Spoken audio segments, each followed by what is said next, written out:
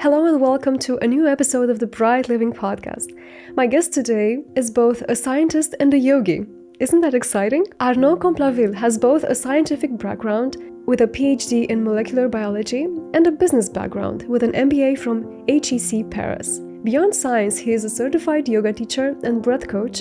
He is passionate about the power of breathing practices and skydiving with over 3,000 jumps. He is managing partner at NeuroMindfulness Institute, a consulting company specialized in developing transformational leadership programs based on neuroscience, leadership, and mindfulness.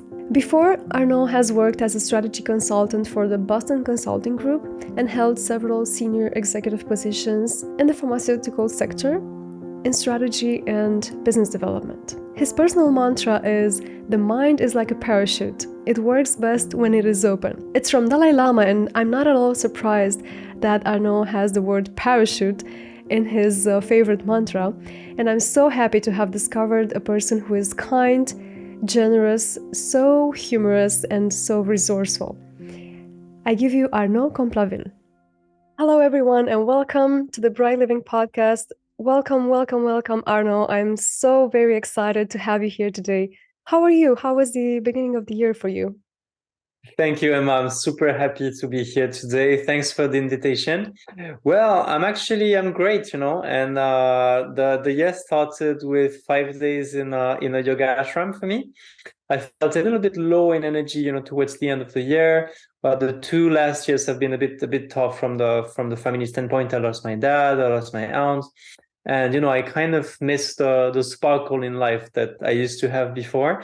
And I drifted also away a little bit from my practice. Like I was not practicing every day anymore. So like I said, okay, it's actually Veronica who sent me to the ashram, said, just go and spend 5 days there. And it, despite the fact that, we didn't sleep much because you wake up at 5:30, you finish the day at 10 and so on.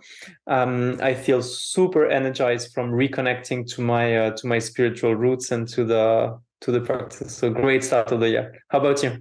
That's so beautiful, Arnaud. Thank you so much. Yeah, I'm doing great myself, and I'm very excited to have you here as the first guest of this year of 2023. And it's a very special episode because, breathing and meditation and yoga are tools that have changed my life. But to be very honest, it's very rare that you find someone who is also very scientifically built, let's say, and has a very scientifically driven mind, but at the same time, they understand energy and the yogic perspective. And I'm super excited to explore today together these tools and techniques. And I was wondering, because I know you already from neuromindfulness, from being your student basically in the neuromindfulness courses, and I'm reading your work and being always in touch with what you do. But I'm actually really interested in your life story, because I can imagine there have been some things that have brought you to who you are today. Would you like to share a bit more on that? Okay, well, I'll try to make this short. So yeah, I started actually as a scientist. That science was really my first passion. And after a scientific career, a bit of research in biology, I moved to business. So I got several senior executive roles in the pharma industry before founding the NeuroMindfulness Institute. And so that's on the professional side. Let's say on the more spiritual side, I was quite attracted to Buddhism when I was young. First, because I had a friend who was a Buddhist, but also because of the parallels with science that I could see. And Mathieu Ricard's book actually enlightened me on that, because he had some discussions with some philosophers, with some astrophysicists, and they really made a parallel between the Buddhist vision of life, the universe, and the scientific vision of life and the universe. And I found those parallels fascinating. But wow. It stayed quite cognitive at that time. I was like, okay, this is very interesting, but like, where do I start? It's very interesting intellectually, but like, what's the starting point of the practice? Do I have to go in a cave and meditate for the next 20 years, or like, how do we get there? So I didn't take the step of going into actual practice. And then I discovered yoga, also intellectually initially through books actually, and I got fascinated as well again because to me it was a bit more simple than what I read from the Buddhist tradition, and it sort of came with a manual. Like, okay, these are the steps you can take to actually grow. And it doesn't say, okay, you need to meditate for 20 years in a cave. You can do that ultimately if you want, but there are steps you can do before, right? That makes it a little bit more concrete and accessible. So that's really what I started resonating with. And I went to some yoga ashrams to learn a bit the basics. And, I did a few stays like this, and I could feel the power of the practice. Mm-hmm. And actually, the real shift came for me when my ex-wife left. I'm not going to say the whole story, but it was a tough time, obviously. And I decided to isolate myself for 2 weeks in a house. I didn't tell my parents. I didn't want to involve them in there. I didn't have a lot of friends around. So for 2 weeks, I practiced breathing exercises mostly. And I kind of had an accelerated grieving process. I'm not going to say that the whole grieving process was done in 2 weeks, but it was really, really accelerated, and I do attribute that to the practice that helped me a lot go through the emotional roller coaster in an accelerated way. So my feeling is that I kind of saved 6 months in that process. So I was like, "Whoa, this is really working!" I realized this is really working. And I decided from then onwards to make it a daily practice. I always practice breathing exercises when I wake up. And I could feel the benefits in my professional life as well. I negotiated a lot of deals, and I realized that I was much more in control of my emotions. So, of course, you get the upper hand in negotiation when you are in control of your emotions. And then I explored further. I did the yoga teacher training. I did a very intense retreat with 10 hours of breathing exercises per day for 10 hours to see, where those practices can lead you if you actually explore them to at an extreme point. And then I decided to build the course, the neuroscience of breathing, because I felt that there was something missing there in terms of what's the science of breathing. Actually, there was a lot on meditation, the neuroscience of meditation, but it was quite weak in terms of what breath actually does. Now there are some nice books like Breath from John Nestor, which are also quite accurate and very interesting in the science field, but they're quite recent. So for decades, it was a bit like a black box, and I felt that there was a need to bring a little bit more science to those practices. So that's a bit like the short summary of my life story so far. Wow, thank you so much for sharing that. And I absolutely love the course, and we are going to dive a bit more into the science a bit later. But I do have to say thank you for sharing so vulnerably your life story, and I feel relieved that we don't have to go and meditate for I don't know 20 years in a cave to become enlightened. And I feel like many people might step away from such practices because they believe they're hard to do, or there needs to be a complete disconnect from the real life for them to do those practices in a way that is actually transformative. And it's so helpful to hear that you don't have to disrupt your whole life to include these practices. And I'm really stuck on what you said before, that you started to find some parallels between science and spirituality while you were studying. What is something that really stuck with you, that really impacted you at the time?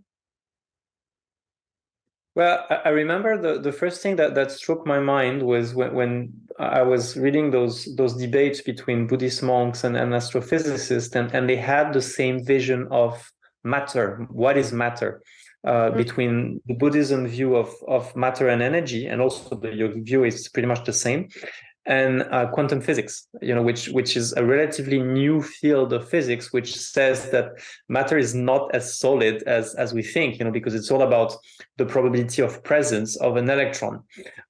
So in a way, it deconstructs our vision of the world a little bit, the way Buddhist and ancient yogis are seeing, were seeing, or are still seeing the way the world is built.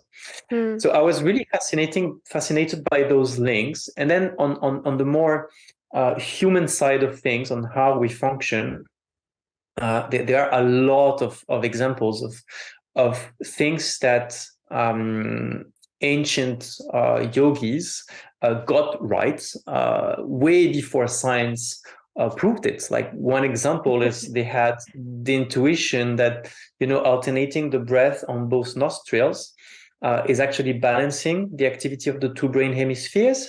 And we have two energies, one more on the left hemisphere, which is dominant when the right nostril is dominant, one on the right hemisphere, which is dominant when the left nostril is dominant.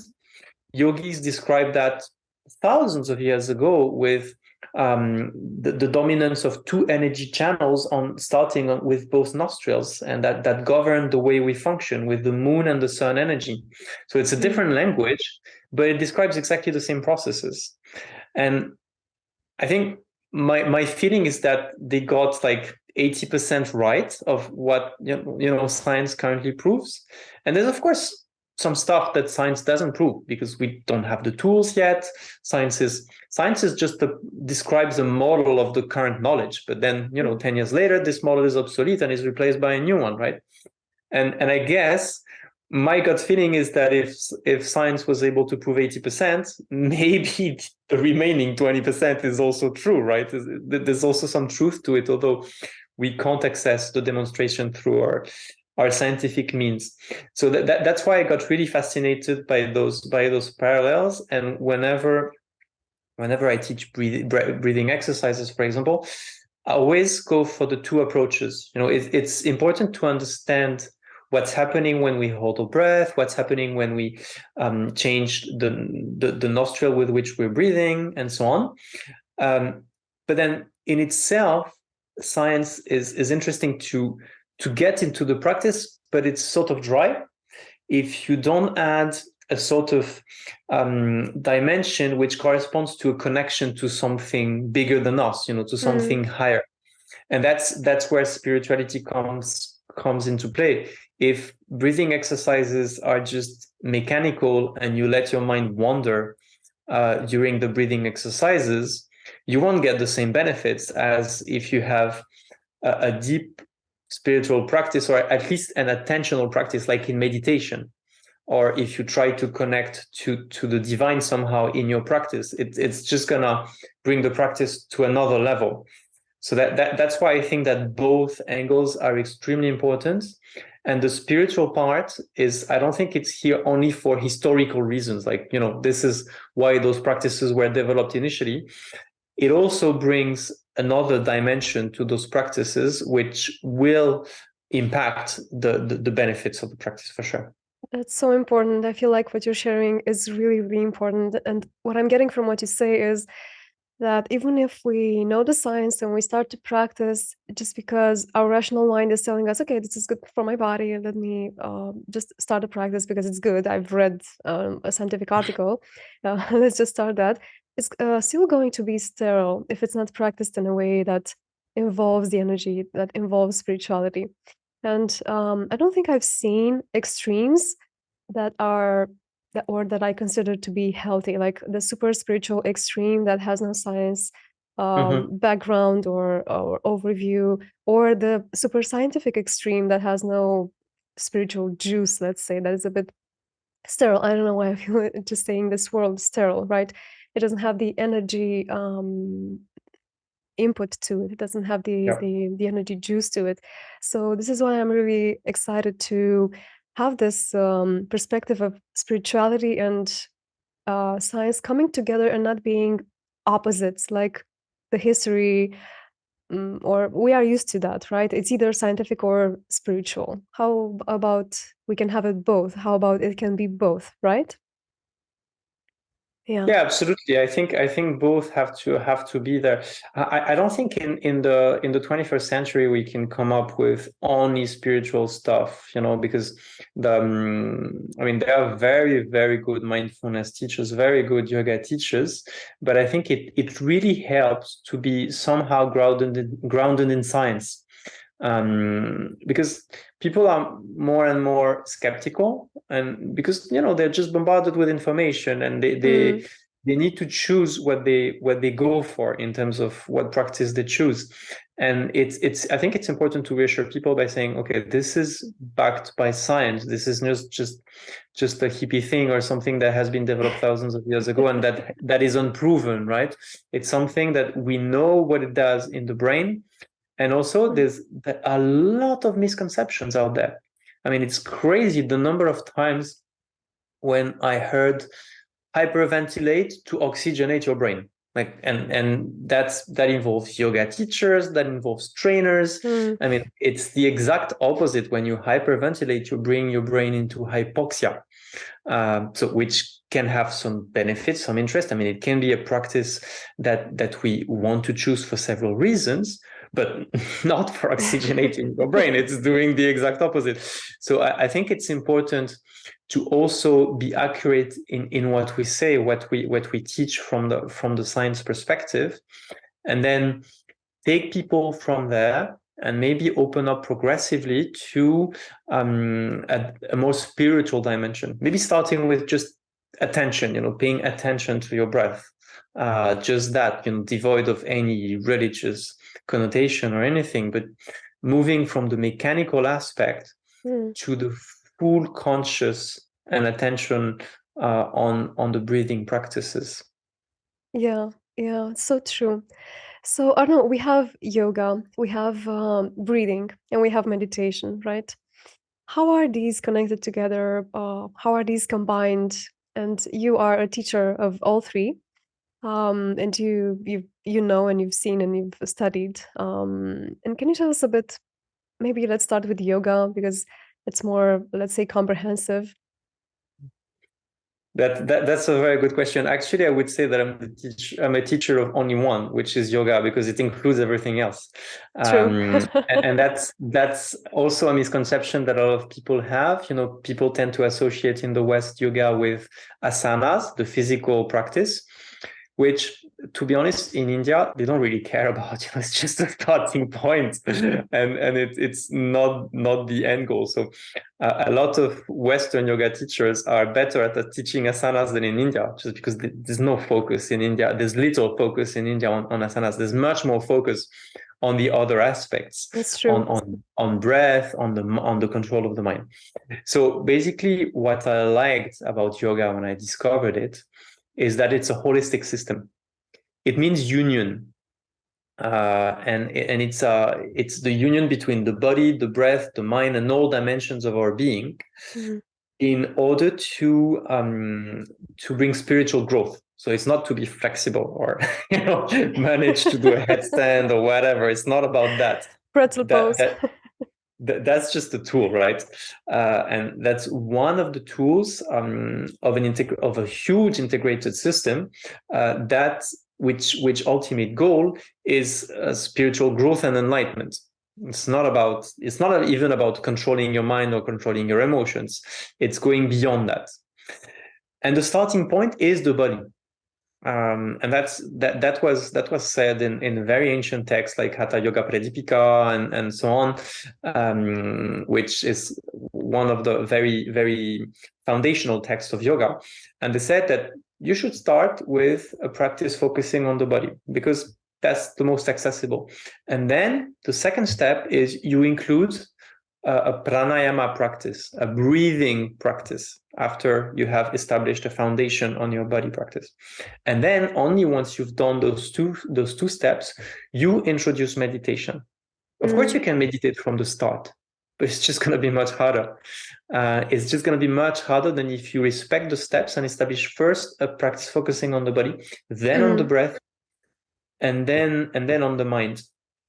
So the idea is that after you have done those 3 steps, you should be able to transcend the mind and then connect with whatever you call it, the universal consciousness. Anyway, something that's bigger than yourself, and that's the ultimate goal. I'm not saying we'll all get there, at least not in this lifetime, but I think it's important to keep in mind that this is the ultimate goal. It's not to be more in control of our emotions or to be more flexible or to breathe better.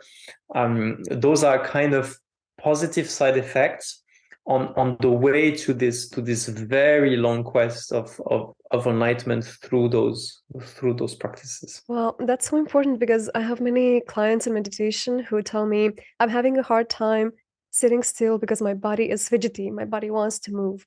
And then this order of taking up a practice, which is body, breath, and then mind meditation, is so important. And now this makes me curious from a scientific point of view.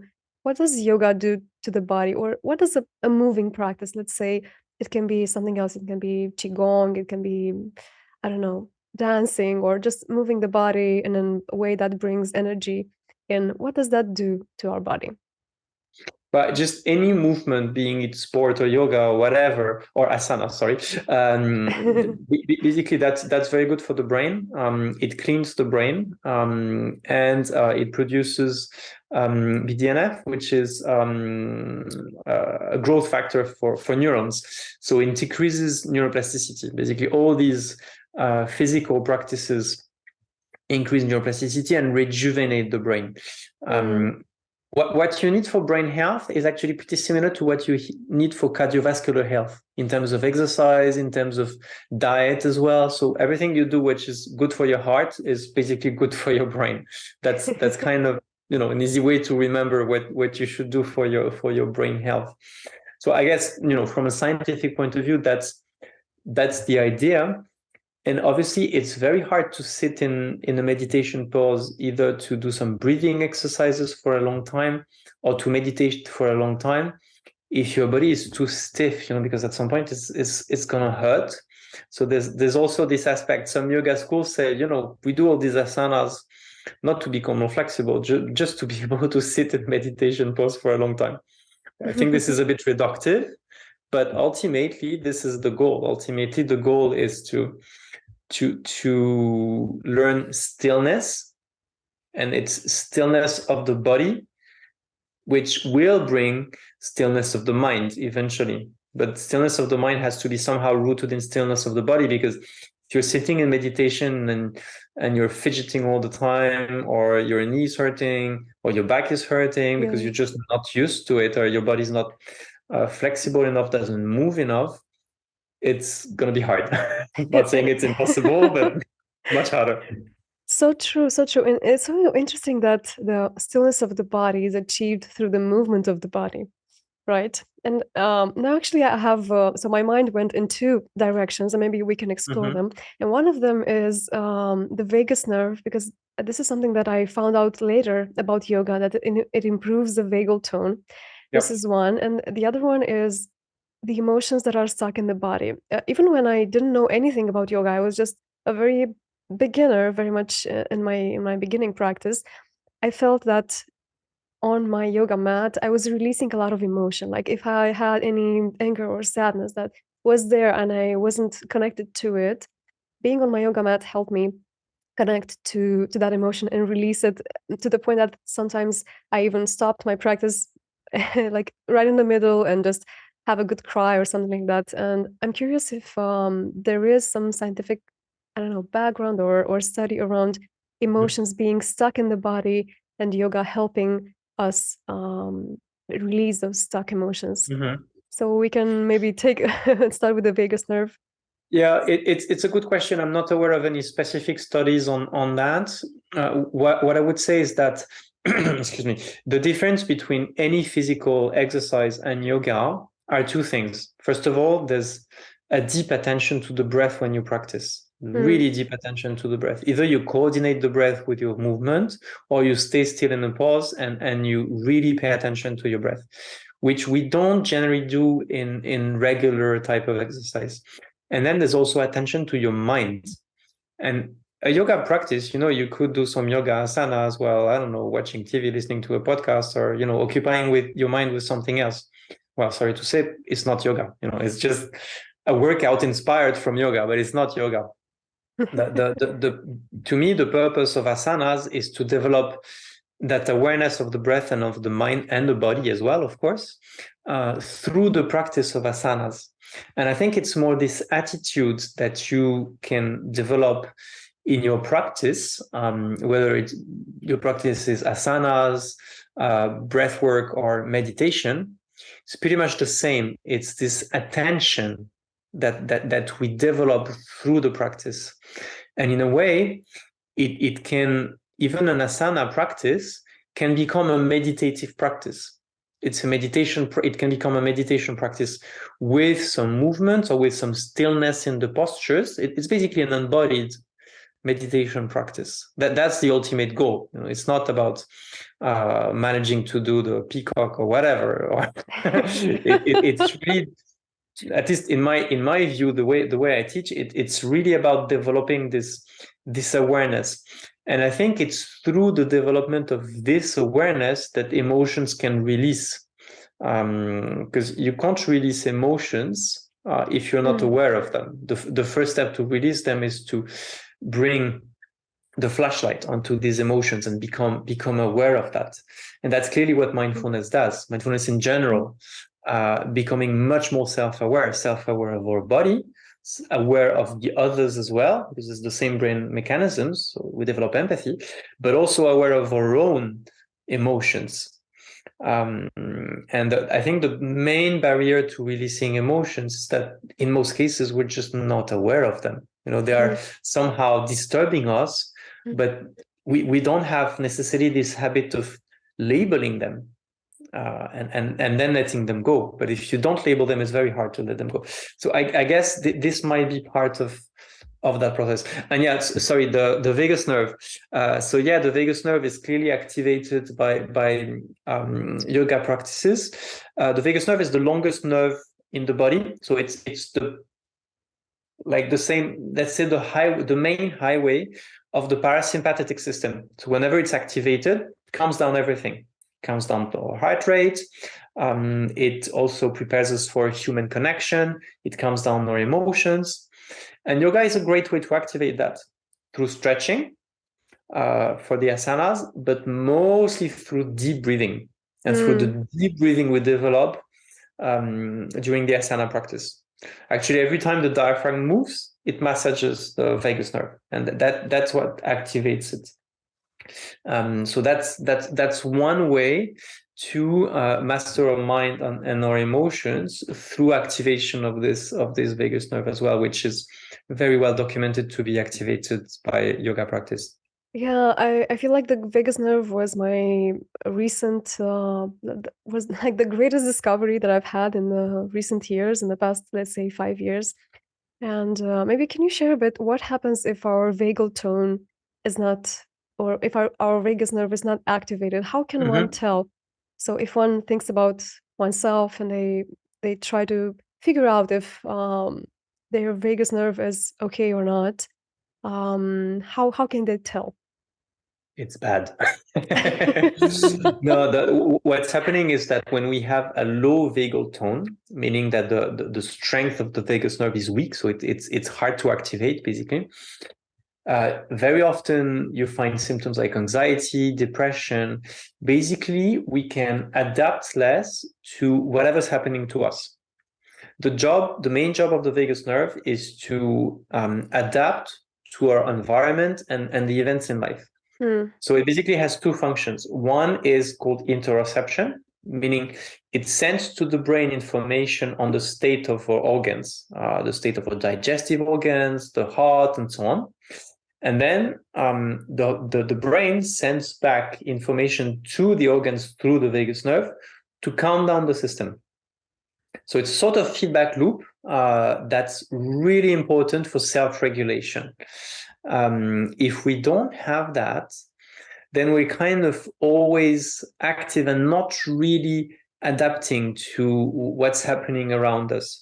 So we can stay in the fight-flight state for a prolonged time, for example, because we don't have the capacity to self-regulate that. Or we can stay in the depressive state for a long time as well, because we miss that capacity to regulate that. When the vagus nerve is also not activated, not activable because the vagal tone is low, it's also very hard to connect with other people. We kind of tend to be more self-centered, because one of the things the vagus nerve does when it activates is to prepare for human connection, and that's of course in the brain, but also like simple examples like there are modifications in the internal ear to make us listen better to human voice, or voice changes, or capacity to read facial expressions changes. So we have better empathy because we can read other people's emotions. So it's really critical both in terms of self-regulation and connection with others. And when the vagal tone is low, we miss those two things basically. I've read somewhere that for patients with depression, some patients get prescribed some sort of electrostimulator for their vagus nerve. I didn't even know that thing existed. I found it so fascinating. How does that work? Yeah, it works. I mean, it's an artificial stimulation of the vagus nerve. If those people don't have, it's like a muscle. The more you activate your vagus nerve, the stronger it will become, and then the higher the vagal tone. So if those people are in a too depressed state and cannot activate by themselves the vagus nerve through practices like breathing practices, cultivating compassion, cultivating altruistic joy, this kind of stuff, or breathing exercises, then it can be useful to have a device that will artificially activate the vagus nerve for them, and they will feel much better. It does work. Wow, that's really powerful, and I'm really grateful that we all have such a device with us, which is our breath, our own breath. And I remember a story. So I've been a practitioner of deep breathing for 5, almost 6 years, I would say. But still, sometimes I have states of anxiety and not depression, but maybe, yeah, let's say anxiety or overwhelming fear. And this is something that I feel every human being goes through. It's not like you start to practice and then all of a sudden you're always calm, always enlightened. And I remember it was February last year, 2022, and I was at lunch with my partner and my cousin and her partner. It was such a nice environment. We were having a really great time. And all of a sudden, my partner reads some news, some very turbulent news on his phone about the war in Ukraine. And my instant reaction was I wanted to get up and run, like literally run to the bathroom or run somewhere. And I felt like tension building up in my body and I wanted to cry or something. And what I did was just take a deep breath, let it out. That wasn't enough. I needed another one. So I took another deep breath, let it out. And I felt it went away. Like that state went away. And I realized, okay, maybe, so I know this news can be exaggerated. Maybe it's not that bad as they say. Maybe I can have a critical look at it. But that breath actually saved my day because I could have been completely thrown off and just I don't know, stop having a good time or feel completely like I cannot continue my day. Yeah. So I'm really excited to explore with you right now. Actually, what does a deep breath mean? Because many people come and ask me, what can I do? And how can I breathe deeper? And what does a deep breath mean actually? So actually, we have a big lung capacity that we're most of the time not using. Usually we exchange like half a liter of air on each breath, and we can multiply that by 10 largely. And the way we do that is to learn the full yogic breath. So it's a podcast format. We're not going to do a yoga class now, but it's the first thing I start whenever I teach yoga for example for a week long retreat. The first thing I'm going to start is, okay, let's make sure that you guys know how to breathe properly. And breathing properly in the yogic tradition is starting to inhale with the abdomen. It sounds obvious. Babies do it. Animals do it perfectly. But for some reason, we tend to forget. We adult humans, tend to forget how to breathe properly. And breathing properly always starts with the abdomen. Why? Because this is diaphragmatic breathing. And the lungs are a bit of a pyramid shape. So of course the base of the lungs is much wider than the top.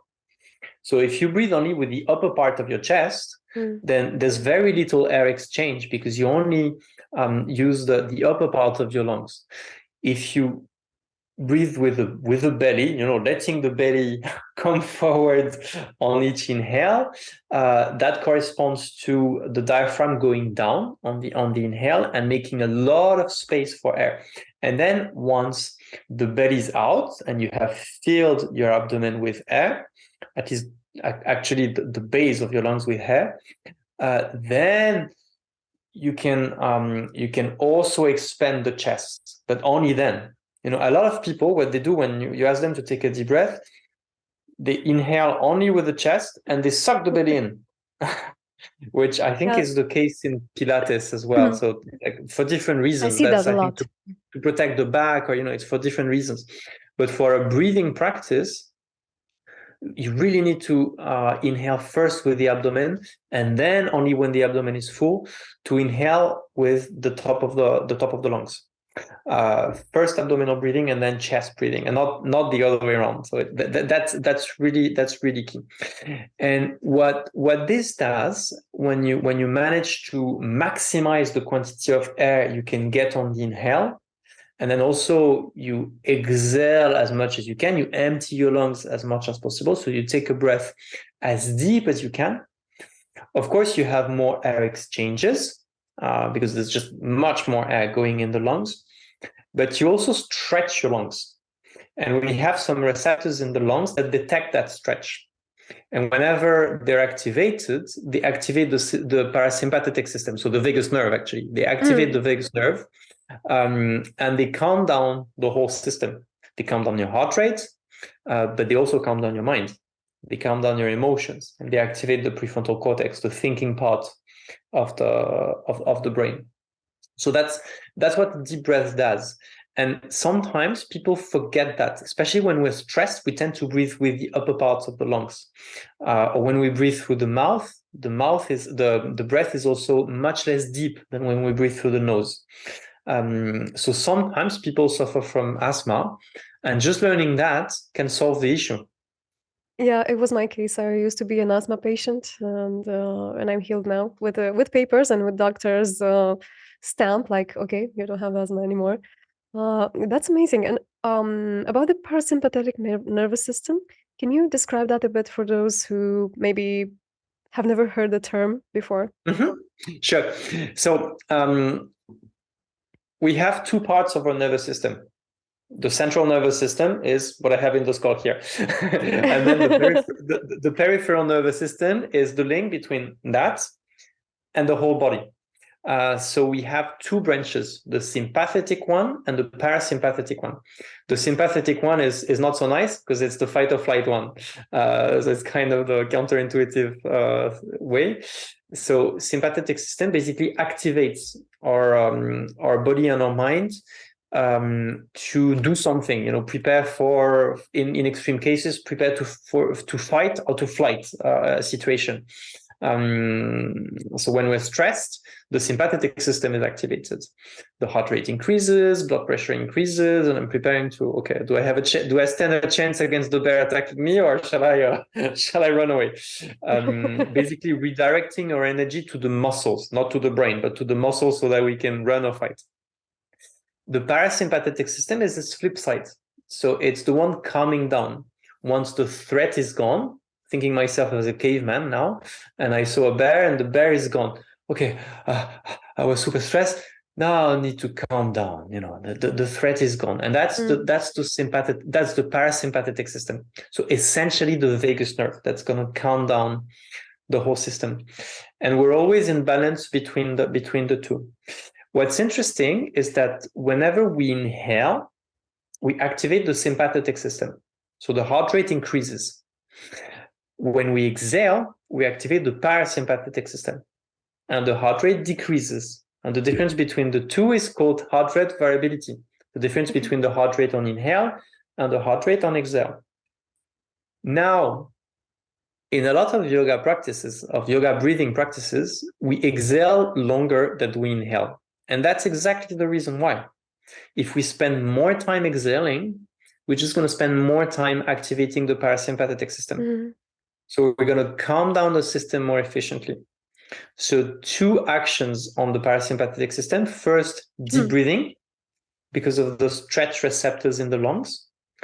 And second, modify the ratio between inhale and exhale. So basically exhale longer than you inhale, about 2 times the time of your inhale. And that will further activate the parasympathetic system. Amazing. I actually, when I learned that from your course, from your breathing course, I started to measure that with my smartwatch here. And I was looking at my heartbeats as I was inhaling and watching my heartbeats as I was exhaling. And there was quite a big difference, I have to say. Yeah, it works, right? It works. Yeah, it works. And what I find fascinating is that sometimes to breathe deeper, we don't need to take more air in, but to let more air out. This is something that was a game changer for me. Like, have a longer exhale, which is counterintuitive, because you want to, like, if you want to breathe deeper, you feel like you have to take a longer inhale, but no, actually make more space, take all the air out, and after you make space, then you have capacity to take more air in. Yeah, absolutely. Amazing. And yeah, I feel like there's a lot of information that I'd like you to share.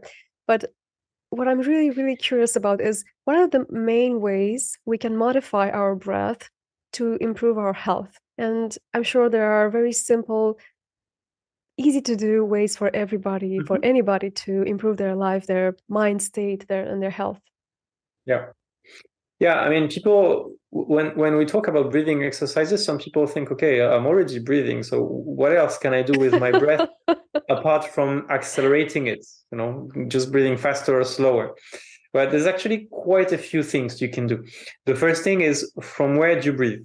The nose or the mouth? So in yoga, it's always the nose, almost always the nose, with very, very few exceptions. Basically, Yogi says that noses are for breathing and mouths are for eating, and you wouldn't eat with your nose, right? So it does make sense that there's a lot of scientific evidence on why you should breathe through the nose, like nitric oxide production, entrainment of brain waves, and so on. We can go into details if you want later, but clearly you should breathe through the nose. And if, for example, if you're a mouth breather during the night, that's a problem. That can cause some severe health problems. So what a lot of people do is just put a bit of adhesive tape on the mouth to make sure that they keep their mouth closed when they sleep at night, to re-educate breathing through the nose. It's really important, actually, for a lot of health factors. I've read that it helps with snoring, with sleep apnea. Yeah, absolutely. Amazing. Absolutely. And sleep apnea,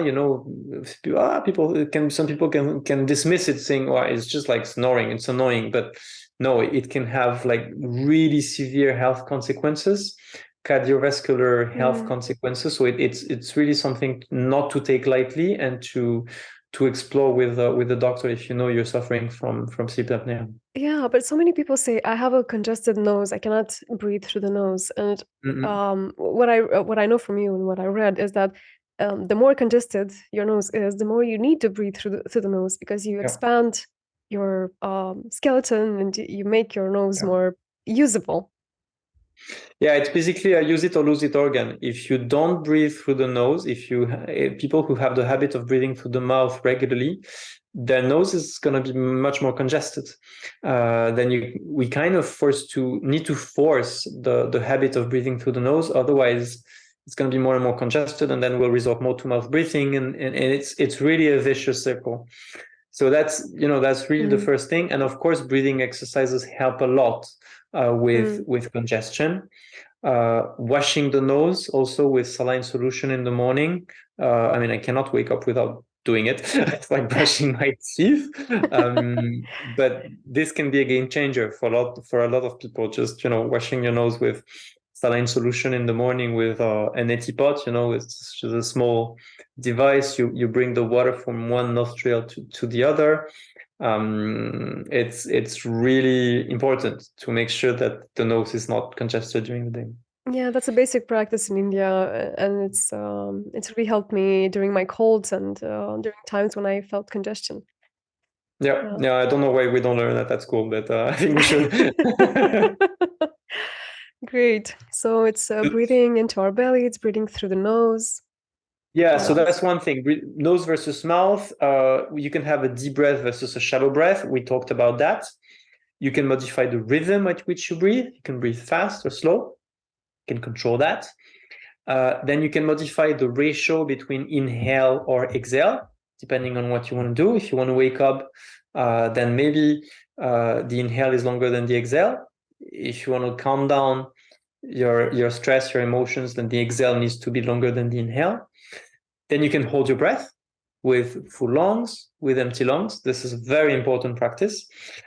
And you can also block one nostril and breathe through the other nostril, and then eventually change the nostril to do alternate nostril breathing, which is, to my view, the most important yogic breathing practices, because it's deeply purifying, and it's the one that will bring the most benefits eventually into regulating the mind, cleaning the energetic body. So that's the yogic view, and actually helping to control the mind on the more cognitive side of the picture.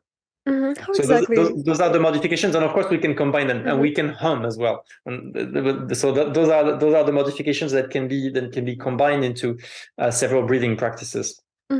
So if we are to speak about slow breathing versus fast breathing, how is slow breathing impacting our body versus fast breathing? And Yeah. I have to say that this is kind of a loaded question, because what I'm trying to get is, many people think that to bring more oxygen to their system, you need to breathe faster. Yeah. And we know that the opposite is true. To be honest, I used to think that. The opposite is true. So let's stay on the physiology, and maybe we can explore a little bit the energy part later on.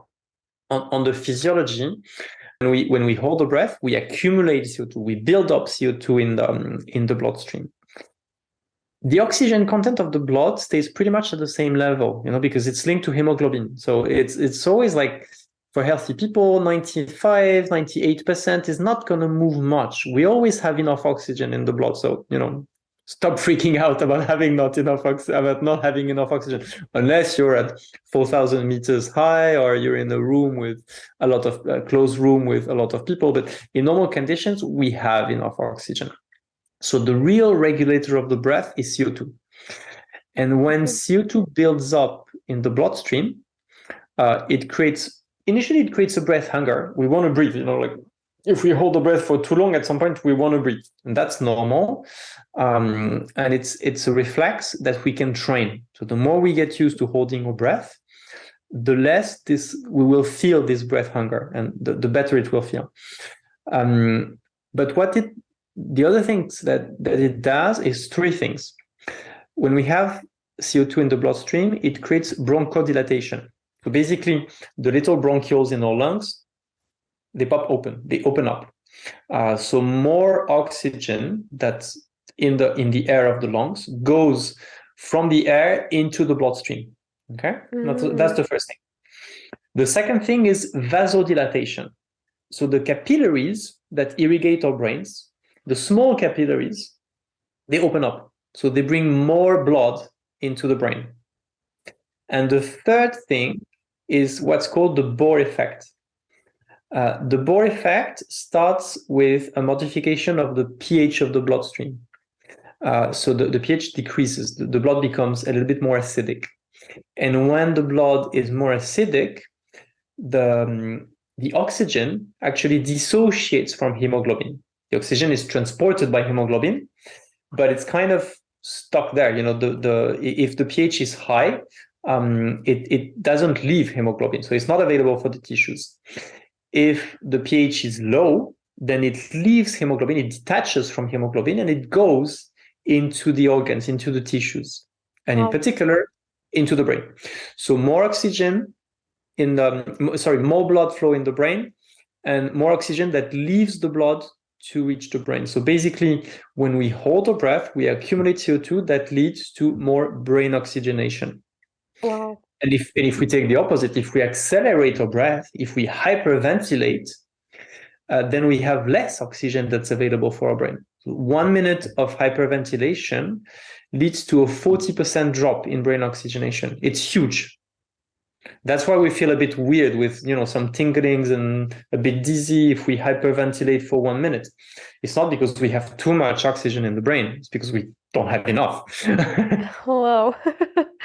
Wow. So it's not enough to just bring oxygen to our body, which would be fast breathing, which, brings a lot of oxygen to the blood, but it's important to create the right conditions for the oxygen to be transported to our brain, to the organs. And this is where CO2 comes in place. Absolutely. I feel like this is such an amazing piece of knowledge that everyone should know, because CO2 really has a bad reputation. Like we think about it like a waste product, and that's it. Yeah, the reality is that it is the regulator of the breath, so it is quite important. Yeah. So thank you so much for sharing that and for clearing that up. So that's about slow breathing versus fast breathing, and you also mentioned humming. Is anything important that happens in our body while we practice humming? Yeah. Well, there's another gas which is important. It's nitric oxide. And nitric oxide is produced in the sinuses here. And it's produced in the sinuses when we breathe through the nose. So, of course, when we breathe through the mouth, we have no nitric oxide that reaches the lungs, or very little. It's produced in other places of the body, but let's focus on the sinuses. When we hum, we multiply that release of nitric oxide by 20-fold. Wow. So it's a huge increase in the nitric oxide release. And NO is actually a very interesting gas because it acts as a first line of defense against pathogens in the airways. So actually, during the COVID crisis, there were hospitals that were giving nitric oxide to people who couldn't breathe because it's a very strong vasodilator, like CO2 but stronger. So it just pops open all the bronchioles, and also vasodilatator. So it does the same as CO2, but on top of that, it also kills some pathogens. So that's really an important, very important gas. And breathing through the nose is one way to produce it. Humming while exhaling is a great way to multiply that by 20 times, so to get more benefits. What I like to do when I feel that I have a cold is to hum on the exhale and then inhale through the nose to get back all the NO that's produced in the sinuses, and then hold my breath.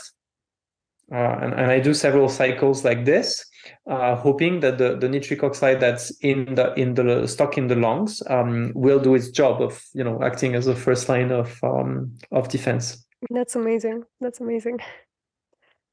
So for someone looking to improve, let's say, their defense mechanisms against the flu and cold and any other pathogens, breathing through the nose would be important, and then humming like and building a practice like that. Is there a way to practice humming like silently? Can one practice like a super silent hum? Let's say, I don't know, you're in public and you want to, or you remember that this helps you. Is there any way we can practice that? I'm not sure, because I understand that the release, the 20-fold release of nitric oxide in the sinuses due to humming are linked to the vibration that we create while humming. So if we hum very silently, it's not really going to work, or at least maybe it might work a little bit, but definitely not as much as when we hum loud without any shame. Because that's what the vibration is about. And so it's about doing a strong hum, like it's called the bumblebee breath, because it should feel like you have a bumblebee stuck in your sinuses trying to escape. That's exactly the feeling of this vibration that does lead to the production of nitric oxide. And I mean, on the yoga side, it's a very ancient practice that's recommended to focus the mind as well, and to calm down the mind for this effect as well. I mean, the sound itself and the vibration it produces is something that occupies your mind and that focuses your mind instead of letting it wander somewhere. So it's called Brahmri in Sanskrit. It's a good practice. I don't practice every day, but it's more on needs basis. If I feel my nose is a bit congested, I'm gonna do a bit of humming to try to decongest my nose. I'm gonna use it. I really love this exercise. It's hard to have any thoughts while you practice humming. It's hard to keep any thoughts because your mind really gets occupied with that sound. And after the exercise, you really still feel the vibration still going on in your awareness, even if you're not practicing it anymore. So many people tell me I have a hard time silencing my thoughts. And mantra and humming, I know that are good tools to silence the thoughts because you replace the sound of your own thoughts with something else. Yeah. It's actually important to develop a quality of attention during breathing practices, because again, if it stays purely mechanical and during your breath hold you do your shopping list, I need to buy this and I need to buy that and I need to buy that, it's just not going to have the same effect. So all the breathing practices are a mindfulness practice. So basically you should develop the same quality of attention during your breathing practices as you would in meditation. For me, it's just easier in breathing practices because you're not just alone with your mind, you're doing something. And also the rhythm at which you breathe is important. So usually when you practice breathing exercises, you count, or you let yourself guided by someone who counts for you. So inhale on 4, hold your breath on 8, exhale on 8. So you need to keep the count, and keeping the count keeps your mind busy. And that's quite important. I use a mantra to count. I don't count 1, 2, 3. When I practice for myself, I use a mantra to occupy my mind. And this is even better. Because, for example, I like to do alternate breathing with a count of 4 on inhale, 16 seconds for the breath hold, and then 8 seconds for the exhale. So I know that 4 seconds is 1 mantra. And the breath hold is 4 mantra, and the exhale is 2 mantra with my own personal mantra. So that's a way that's a tip to keep my mind busy on something and occupied and focused on something. And it's really important that of course the mental benefits, the benefits on the mind will not be the same if you don't have this quality of attention and if you let your mind wander during the practice, in particular during the breath holds. Because breath holds, we've seen that it's the moment when you oxygenate your brain to the max, and in particular you oxygenate the prefrontal cortex, the thinking part of the brain, and the part that drives attention. So if you, in a way, Yogi said that a breath hold is like a magnifying glass for thoughts. So whatever thought you cultivate during your breath hold will count more, will be magnified. So if you have, they say, impure thoughts, or just a shopping list, for example, instead of saying, okay, I'm focusing on my mantra, I'm visualizing a light, a sun. That's why I always encourage students to visualize a sun in the point between the eyebrows. That's to focus the mind, and not let it wander. It's really critical to develop that quality of attention during the practice, I think. That's so important. And for someone being in the very beginning of their practice who might still struggle with this, like their mind is running away, like wandering, how can one start to cultivate this awareness? How can one start to wake up during the practice and just bring their mind back? It's the same as in meditation. It comes with time. When you sit in meditation for the first times, usually the mind is very agitated because the mind doesn't like to be controlled, right? And then at some point it starts to wander. And then maybe at the beginning we realize it has wandered after 1 minute of mind wandering. It's like, okay, now I'm thinking of my cat. And then you bring it back to the point of focus.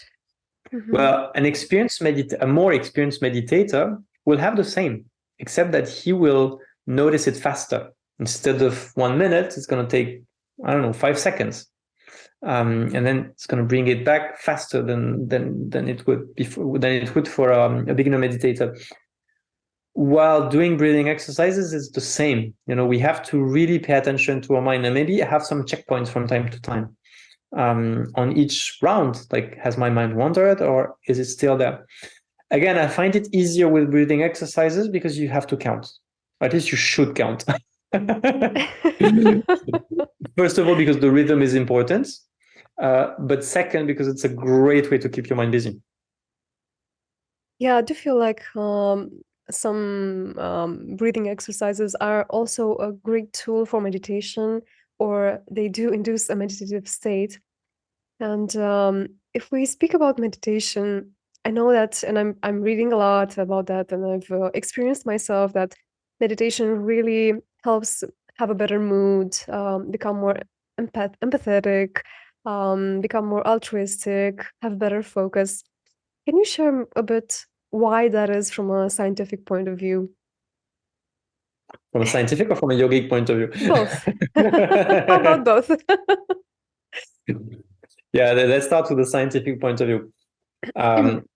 I totally agree with you. To be honest, I very rarely meditate without doing a bit of breathing exercises before, just because, I save time. Instead of sitting for 20 minutes trying to calm down my mind, I just do my practice. And then even if I only do 10 minutes of meditation at the end, because I just have 10 minutes remaining and I have to do something else after, then at least those 10 minutes are going to be, laser focused. I know my mind is going to be in the right state and it's going to be a good meditation instead of being frustrated with, my mind jumping from one thing to the other. So I've noticed that, and the quality of my meditation really improved since I have a regular pranayama practice. What struck me was when I did this very intense retreat with 10 hours of breathing exercises per day for 2 weeks. I didn't meditate a lot during this retreat. I think like 2 times half an hour per day, like you normally do when you go to the ashram. But the quality of my meditation after this experience completely changed. And that's from the pranayama practice, from the breathing practice. So I think the main reason is that those practices do bring the brain in a state that's prone to meditation. So first of all, the prefrontal cortex we've seen is oxygenated, and meditation is a lot dependent on the strength of the prefrontal cortex. And the other thing is brain waves. We know that, in order to meditate, you need to calm down your mind and bring your brain waves from beta, which is the active mind type of wave, to slower waves, towards alpha, then towards towards delta as well.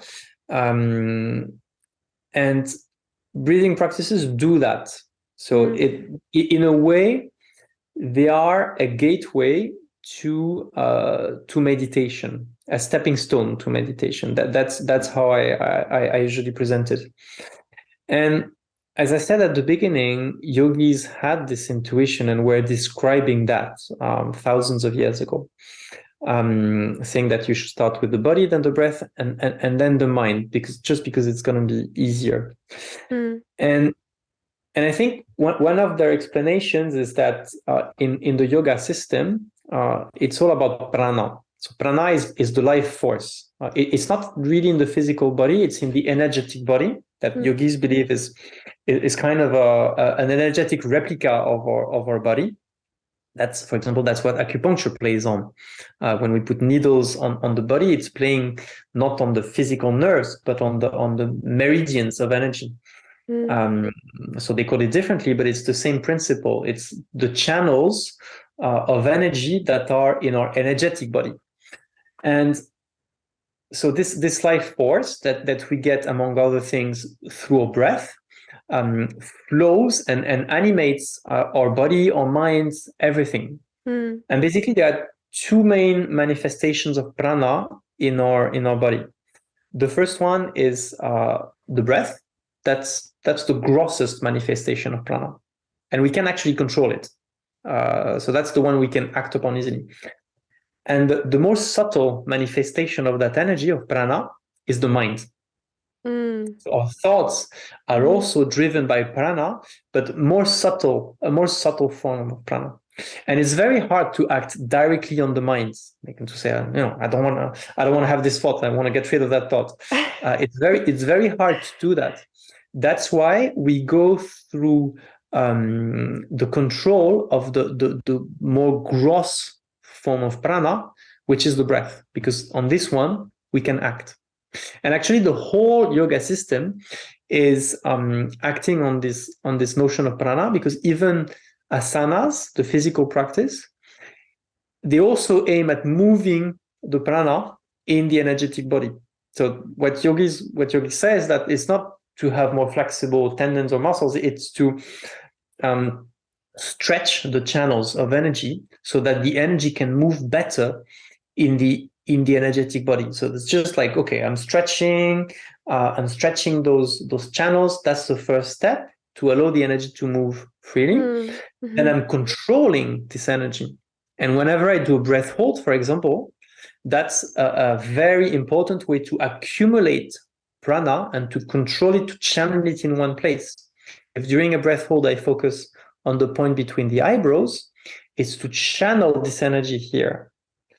And then from there, once I know how to channel this energy through the control of the breath, that's what it means. Pranayama is control of the prana. Then we can act on the most subtle manifestation of prana, which is the mind.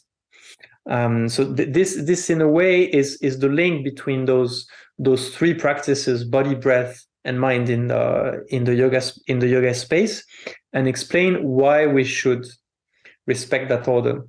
Actually, a funny story is that I was trained in the Shivananda tradition, and if you ever went to a Shivananda class, you know that we always start with pranayama, 20 minutes of pranayama, and then we do the asanas. And I asked the senior teacher in the ashram, like, why do we do that? It makes no sense, right? We should start with the asanas and then do the breathing exercises, the pranayama afterwards, and then some meditation. And she said, well, initially it was like this. And then the Swami the monk who designed that system, he actually reversed it because people were leaving after the asana practice. They were leaving for the course. Oh, I did my physical practice, then I'm going. And he knew that it's very important for them to benefit from it. So he put it at the beginning so that they don't leave between the asana practice and the pranayama practice. But she agreed that it makes much more sense to do it in that way. And that was the way it was taught initially. That's so funny. And the yoga school that I studied in India, Sattva Yoga, it's the same. We start with breathing, then asana, then some more breathing combined with asana, and then meditation at the end. And at the end, meditation comes so naturally. It's like you are in a meditative state already. You are just multiplying it or expanding it. And I remember because they were teaching us how to teach, you start always in silence because you want to become aware. So you don't just go on the mat and start doing, okay, now let's do the asana or let's do, I don't know what practice. You start with silence because you want to attune. You want to become aware of what's happening in your body. If you're not aware, you might maybe, I don't know, injure yourself or something like that, or you're just not going to take the same energetic benefits and body benefits, right? So you start with silence, you build it up to a peak, and then Mm-hmm. end with silence. And the silence at the end is undescribable after you've moved your body, after you've moved your breath. And I also love the concept of apana. So it's prana, which is the energy that is moving and it's using. It's how you use the energy, but also apana, which is what you take out of your body, how you detox your body, and they're both so important. And the exhale, for example, is apana. It's what you give out, right? It's the downward moving energy, which is, I think, a bit underestimated because many times we have accumulation of toxins that using apana techniques we can release from our bodies. Yeah. No, I mean it's for sure the meditative state that you can reach after a 1.5 hour practice of asana and then pranayama is just amazing. The only problem is that if we try to do that every day, either we wake up at 5 o'clock or we start the day at 11. Yeah, it's so true. So I feel like many people get discouraged. They're like, okay, I will never be able to do this. This is too much for me. So if for those listening, if there was one practice that one could take to do every day or every 2 days, let's say, what would that be in your recommendation? It depends on the level of experience and patience and determination of the person, because of course to build a daily habit you always have to start small. If you aim for a 1 hour, a bit of asanas, a bit of pranayama, a bit of meditation to do every day, it's probably not going to work initially. When you have the habit, yeah, you can build on it. When you have a small habit of a 10 minutes practice, you can build on it, and then ultimately maybe your mind will ask you for half an hour of practice. But it's pretty much what I do every morning. So I would recommend to start small by aiming for 10 minutes of practice, and I guess it depends on what people are struggling with. So if people are struggling to wake up in the morning because they're like, oh, my night was not long enough, I'm sleepy, I need 3 coffees to wake up, then I would go for Kapalabhati, which is the breath of fire. So that's a slight hyperventilation practice, but it's good to be trained with a teacher initially, because you can get it wrong if you don't have someone who corrects you, or at least I have a 5 days breathing challenge where I describe those practices with a video demonstration. So that's a very arousing practice. It's going to wake you up in the morning. Slight hyperventilation with a breath hold. It's an active exhale. Active exhale and passive inhale only through the abdomen. So it's a bit technical to learn, but once you've got it right, it's an amazing practice to wake up. You basically don't need coffee anymore. So that's one thing. But I think most people, when they come to breathing practices, is to help them calm down their stress, their anxiety, calm down their mind, be focused. So in that case, I would go more for the calming practices. And in terms of calming practices, the first thing I would do is to make sure that I know how to take a full deep breath, with starting with the abdomen and then the chest, maybe putting a hand on the abdomen, a hand on the chest, and taking a few deep breaths. That's the first thing, making sure it's in the right order. And then introduce a slow breathing practice I think a good starting point is to do what I call 4-8-8, which is inhale on 4, and it's not 1, 2, 3, 4. It's Om 1, Om 2, Om 3, Om 4. It's good to say Om between the two, between each number to make sure it's 1 second, and then hold for 8 seconds. Ultimately, we can hold for 16 seconds when it's comfortable, but for most people, 8 is a good starting point, because 16 might feel too much. And if you feel like, oh, I need to breathe out, then it does the opposite effect. It's not going to relax you, it's going to stress you. So hold for 8 seconds and then inhale slowly with control for 8 seconds. And then repeat that cycle for like 10 minutes. You can find some audio guidance as well. You can count yourself, put a timer on 10 minutes.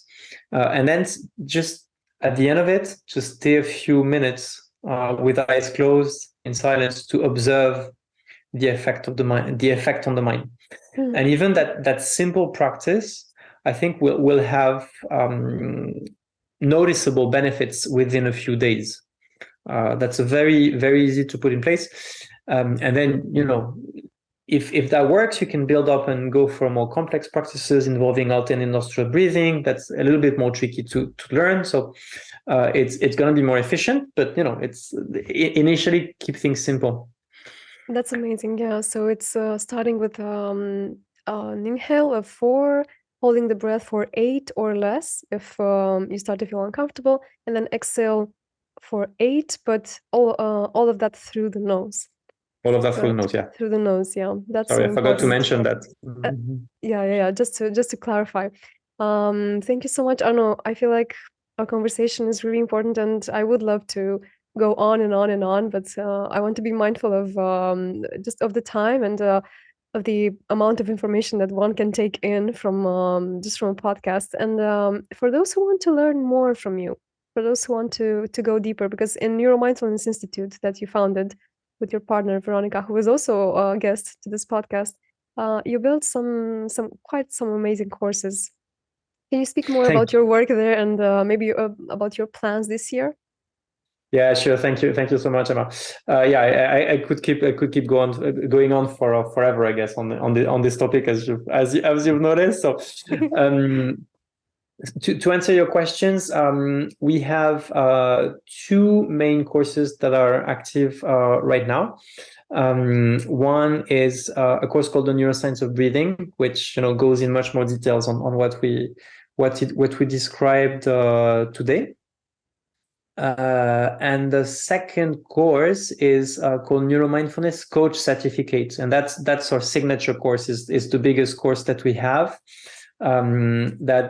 So it's designed for coaches, trainers, business leaders, basically people who want to learn more about neuroscience and how to leverage neuroscience in personal development, together with mindfulness practices as a tool. So basically, neuroscience brings self-awareness, and then mindfulness brings the tools to actually act on that. We talk about topics like stress management, emotion regulation, cognitive performance with, habit formation, decision making, and so on.